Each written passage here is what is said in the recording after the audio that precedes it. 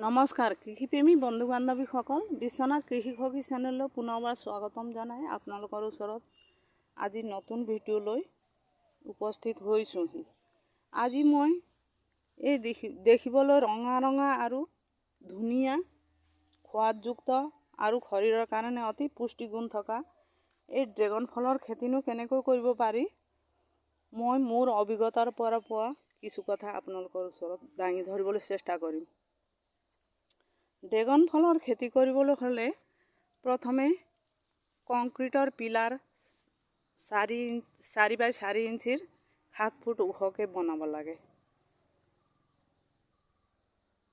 এয়া চাওক, 7 ফুট ওখ কংক্ৰিটৰ পিলাৰ বনাব লাগে। 7 ফুটতকৈ বেছি ওখ হ'লে ওপৰত ঢুকি পাবলৈ বহুত অসুবিধা হয়, আৰু 7 ফুটতকৈ কম হ'লেও ডালখিনি মাটিত লাগি ধৰাৰ সম্ভাৱনা থাকে। সেইকাৰণে 7 ফুট পিলাৰে উপযুক্ত বুলি মই ভাবোঁ। তাৰপিছত মাটি ধুনীয়াকৈ চহাই 2 ফুট গাঁত খান্দি পিলাৰ বহাই দিব লাগে। চাওক, 2 ফুট গাঁত খান্দি পিলাৰ বহাই দি পিলাৰৰ চাৰিওফালে গোবৰ আৰু ভাৰ্মি কম্পোষ্ট দি পেলাই ওচৰৰ মাটিখিনি টানি ধুনীয়াকৈ ঢিপ এটা তৈয়াৰ কৰিব লাগে। এই গোবৰ আৰু ভাৰ্মি কম্পোষ্টত অকণমান 1 চামুচমান ট্ৰাইকোডাৰ্মা দিব লাগে, কাৰণ ড্ৰেগন ফলক সাধাৰণতে ফাংগাছে বেছিকৈ আক্ৰমণ কৰে। সেইকাৰণে ট্ৰাইকোডাৰ্মা দিলে ফাংগাছ বেমাৰে ধৰিব নোৱাৰে। তেনেকৈ 4-5 দিনমান ৰাখি দিব লাগে। তাৰপিছত এনেকুৱা ধৰণৰ পুলি পিলাৰৰ চাৰিওফালে লগাব লাগে।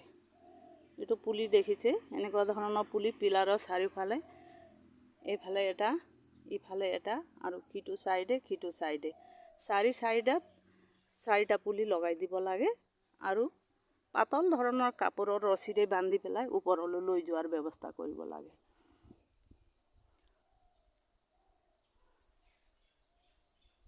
যাতে বতাহ বৰষুণত পুলিটো ভাঙি নাযায়, সেইধৰণে পাতল কাপোৰেৰে বান্ধি দিব লাগিব।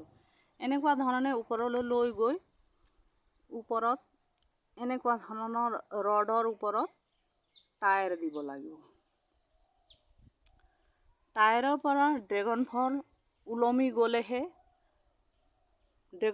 ডাল ওলমি গ'লেহে ফল ধৰে। এয়া চাওক, তললৈ ওলমি যোৱা ডালত কিমান ধুনীয়াকৈ ফল লাগি আছে, কিন্তু ওপৰত ফল দেখিবলৈ পোৱা নাযায়। ড্ৰেগন ফলৰ ডাল ওলমি যাব লাগে, তেতিয়াহে ফল ধুনীয়াকৈ ধৰে।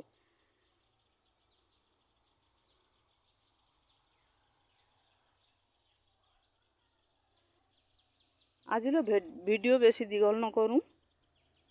ভাল লাগিলে লাইক, কমেণ্ট আৰু শ্বেয়াৰ কৰি দিব, আৰু চেনেলটি ছাবস্ক্ৰাইব কৰি দিব। ভিডিঅ'টি চোৱাৰ বাবে ধন্যবাদ জনাই আজিলৈ ইমানতে সামৰিলোঁ। ধন্যবাদ।